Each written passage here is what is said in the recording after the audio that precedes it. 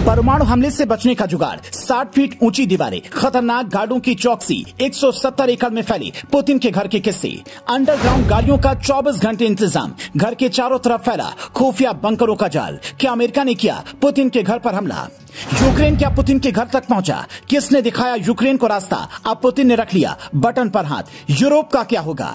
रूस के राष्ट्रपति व्लादिमीर पुतिन जिस बंगले में रहते हैं उसे क्रेमलिन कहा जाता है। इसी बंगले पर ड्रोन से हमले की कोशिश हुई, जिसका आरोप यूक्रेन पर लगा।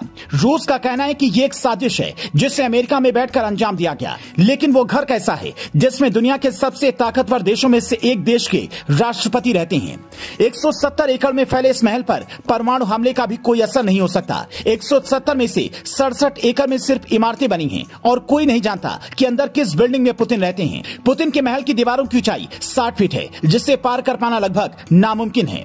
माना जाता है कि इसके हर कोने में कैमरे लगे हैं और कुल मिलाकर हजारों कैमरे इसके किलेनुमा आवास में इंस्टॉल्ड हैं। सर्विलांस के लिए जगह जगह sensor, face recognition system, biometric scanner और वो सारे तामझाम जो किसी जगह को बेहद सेफ बना सकें। इस सिक्योरिटी को देखने के लिए गार्ड्स की अलग अलग टीमें हैं जो सिर्फ एक तकनीकी वाली चीज पर नजर रखती हैं। पूरे रूस में कई बंकर्स हैं जिनके बारे में कहा जाता है कि वो परमाणु हमले को भी फेल कर सकते हैं। इन्हें मेट्रो 2 सिस्टम कहा जाता है कि ये शीत युद्ध के दौरान बने थे। सबसे पहले 1990 में रूसी रक्षा पत्रकार विक्टर सेवेरेव ने इसका पता लगाया, जिसके बाद से एक के बाद एक कई राज खुले।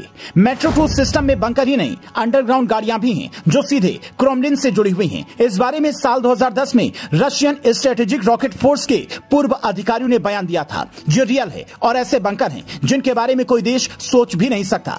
राष्ट्रपति पुतिन के परिवार के लिए सीओजी व्यवस्था है जिसमें कई बंकर हैं। कहा जाता है इन बंकरों में साल भर का राशन, पानी और दवा सब कुछ मौजूद रहता है। हालांकि इतनी सख्ती के बाद भी 2005 में एक शख्स क्रेमलिन की दीवार पर चढ़ते हुए एक इमारत की छत तक पहुंच गया था, जिसे पकड़ लिया गया था और उसके बाद कोई खबर उसकी मीडिया में नहीं आई।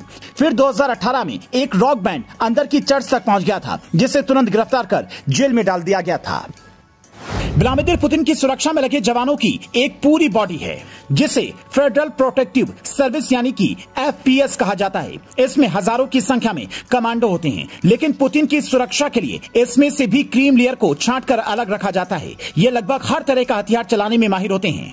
साथ ही इन्हें ऑपरेशनल साइकोलॉजी आती है, यानी जो खतरा किसी को भी ना दिख रहा हो उसे ताड़ जाना और खत्म कर देना इन्हें आता है। रूस की सरकार इस बारे में काफी गोपनीय रखती है, इसीलिए ज्यादातर चीजों का अनुमान ही लगाया जाता है। लेकिन माना जाता है कि ये गार्ड्स इतने ताकतवर होते हैं कि माइनस डिग्री में भी हल्का कोट पहनकर आराम से काम करते हैं। सर्दियों में जमे हुए रूस में अक्सर ये नजारा दिख जाता है। एक दिलचस्प बात यह है कि पुतिन की सुरक्षा में रहते हुए भी इन्हें स्मोक करने की छूट रहती है, जो कि आम नेताओं के कमांडोज को नहीं होती है। Bureau report, leading Bharat TV.